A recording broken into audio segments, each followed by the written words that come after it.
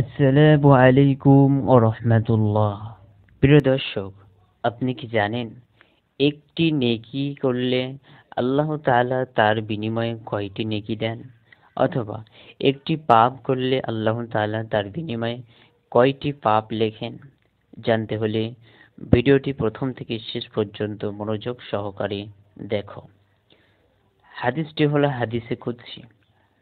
হযরত আবু হুরায়রা রাদিয়াল্লাহু তাআলা আনহু থেকে বর্ণিত, রাসূলুল্লাহ সাল্লাল্লাহু আলাইহি ওয়াসাল্লাম বলেছেন, আল্লাহ তাআলা বলেন, আমার বান্দা যখন নেকি করার ইচ্ছে করে আমি তার জন্য একটি নেকি লিখি যতক্ষণ সে না করে।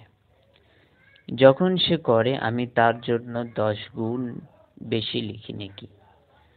আর যখন সে পাপ করার ইচ্ছে করে আমি তার জন্য তা ক্ষমা করি যতক্ষণ না সে করে।